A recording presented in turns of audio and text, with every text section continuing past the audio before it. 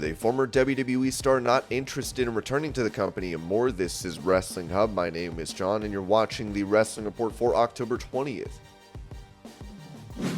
Before we get into the rest of the video, make sure you subscribe to Wrestling Hub and turn on all notifications to stay up to date with everything in the world of pro wrestling. Also, don't forget to follow us on Instagram at Wrestling Hub Official and follow us on Twitter at Wrestling_Hub.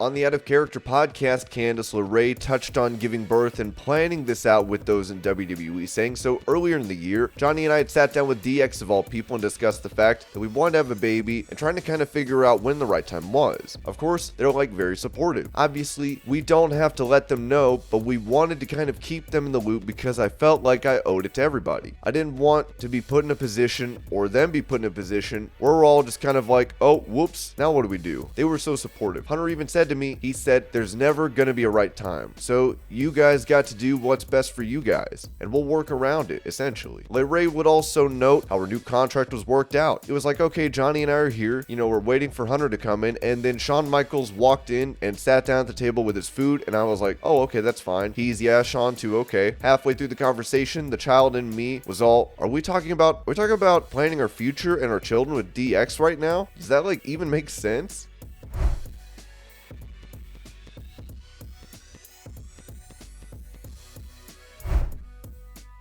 At NYC Advertising Week, Becky Lynch, who WWE hopes can return by the end of the year, spoke about female talent in NXT, saying, I look at NXT and this is no discourse towards the men, but the women, I go, oh yep, that's the future. That's where the engaging characters are. There's incredible athleticism. That's athleticism that never in a million years I would be capable of. I think you can see the interest in what the women are doing down there, and so I think it's the future. And I look at our women's roster now, and I go between me, you've got Bianca Belair, you've got Rhea Ripley, who's just incredible, and she's so young. And you've got Liv Morgan, and you have these incredible women just getting started. It's awesome. I'm very excited about it.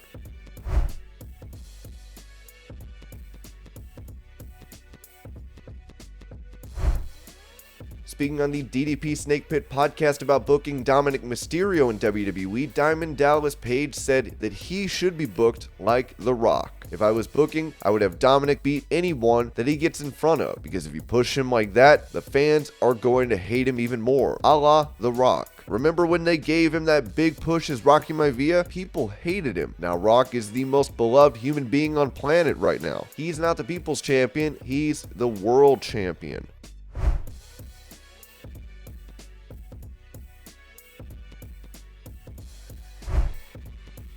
Sticking with DDP, he spoke on the Battleground podcast and had this to say about another match in a pro wrestling ring. I really want to do them when I'm 70, just to be able to prove what I can still do.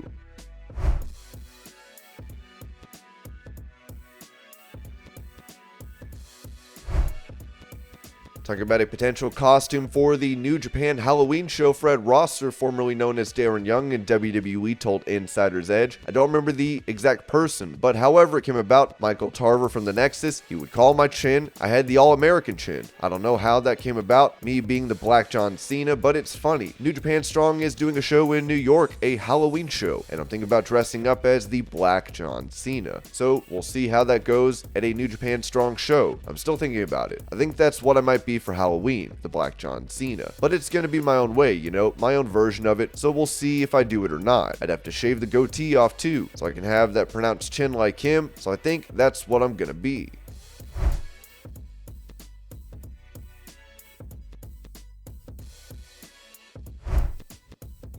With fans noticing that the AEW dark match between Athena and Jody threat went a bit haywire, Sean Ross Sapp has noted that the company spoke to them following the bout. Those close to Athena indicated that each woman were approached by management after the match to make sure everything was okay. One source familiar with the situation believed that should have been an opportunity to lead by example as opposed to letting it devolve. Those close to Athena believed that this was the way the match was going to go because of her having to switch to the heel role due to Jody's babyface reaction. We didn't hear of any confrontation or anything of the sort between the two women after the match. It was reiterated to us that not everything that is being microanalyzed on social media was a result of the situation. We're told that Jody Thread herself didn't complain about how the match went and hasn't spoken on the match, the situation, or indicated anything out of the normal publicly. All we've heard from her side of things is that she's not big on all the attention that emanates from situations such as these, and generally tries to keep her head down to avoid political aspects of wrestling. Fightful reached out to Jody Thread as well as reps for Athena, but haven't heard back directly.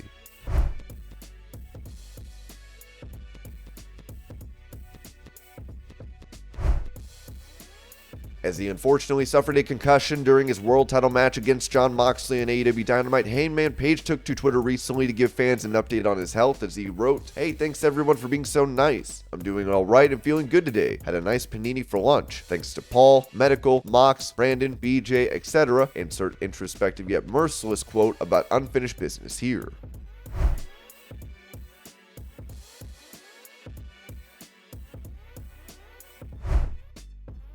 On a Q&A for Keeping It 100, former WCW star Conan gave details regarding Santana and Ortiz having a falling out in AEW. "It breaks my heart because I spent a lot of time with them, and I've said before that they're like my sons. I heard it almost got physical with Santana and Kingston over this. It's not a good look, bro. I really hate seeing that these two guys who could have gone to WWE and really blown up, that they separated. I can see Santana when his contract is up leaving. Ortiz is very chill and laid back. Santana's more of a hothead. Ortiz was like, hey, they ain't doing with us, and Santana's like, they ain't doing with us." And he's right. Ortiz is more like, we're getting paid and are taken care of, and he was comfortable in his role, and Santana wants more.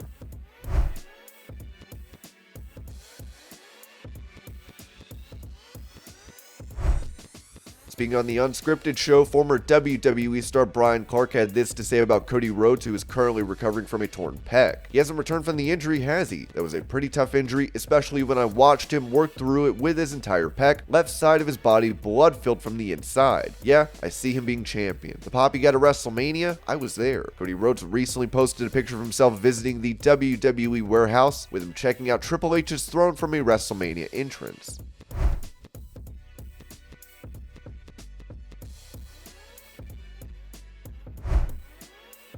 On the latest, baddest stream on the planet, Ronda Rousey talked about bringing Asuka, who is on Raw currently, over to Smackdown, saying, "Me and Asuka would be great. Maybe that's something I could pitch at because they do the draft before Survivor Series, that I could pitch them drafting Asuka. But isn't she part of the Bianca faction now? It's Alexa Bliss and Asuka and Bianca are a faction now. I don't think that they would let me steal her." Talk about who she'd like to team with at Survivor Series, she said, "Who would be on my team besides Shayna to make it even? 3 versus 3. Would we turn Liv, Morgan, Evil? Would Natty turn? I don't know if they're going to do a traditional Survivor Series this year with champion versus champion. I'm hearing it's all up in the air and no one really knows what's going on. I don't know if Charlotte Flair would want to be a part of a team though. That would be very interesting."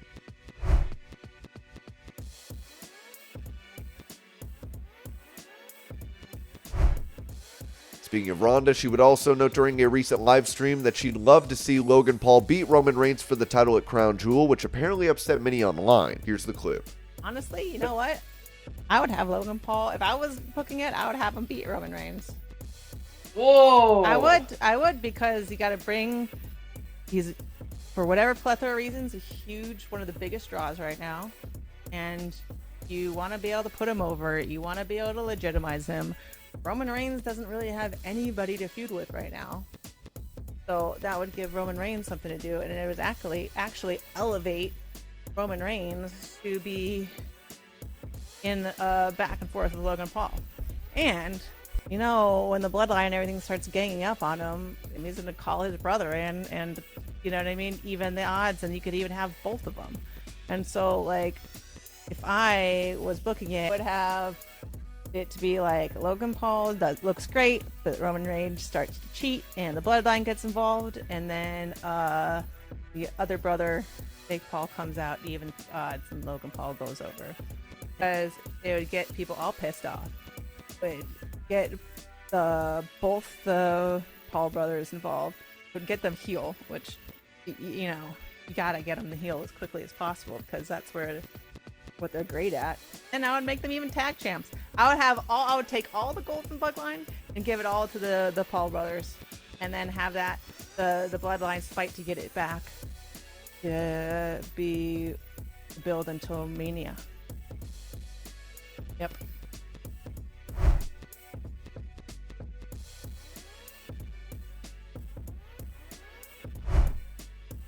With there being a new regime in WWE as Triple H is in charge of creative, Juice Robinson talked to Inside the Ropes about a potential return. You know what they say in wrestling, never say never.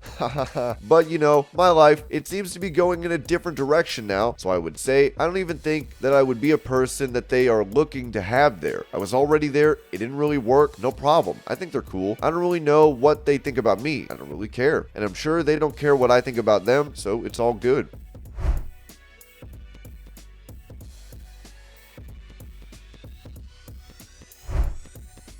On the sessions, Darby Allin talked about being on AEW TV regularly and wanting to take a break, saying sometimes in wrestling, you have to go away for people. I think people take a lot of wrestlers for granted with the they do in the ring. There have been times I haven't been off AEW since I started. I've had a 2 or 3 week break, but I haven't been gone for more than a month since AEW started. There was a time in spring where I felt like I needed to disappear. I remember a moment last year. It was the Casino Ladder match. The people on the ladder were Jon Moxley and Hangman Page. Hangman just came back from having a kid, and the crowd in Philly was turning on John. It was weird. The fans were like, "Come on, Hangman." I was like, "These fans don't give a sh." I never thought the fans were going to boo John, ever. Then John went off, came back, and he's been on this crazy run.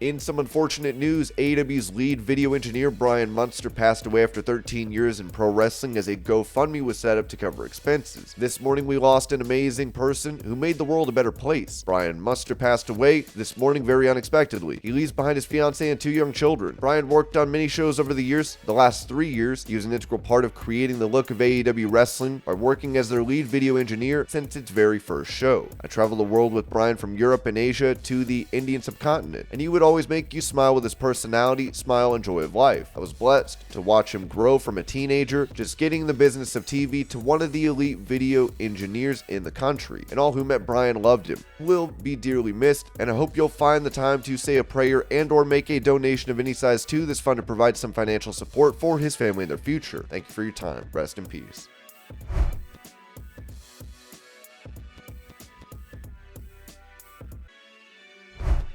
In some more sad news, the son of WWE Hall of Famer Kevin Nash is no longer with us, as Sean Ross Sapp of Fightful said. On behalf of Kevin and Tamara Nash, I have to unfortunately report that their son Tristan Nash has tragically passed away at the age of 26. Tristan recently started working on Kevin's new podcast, and the two enjoyed their time together. The Nash family asked if you could please respect their privacy during this time.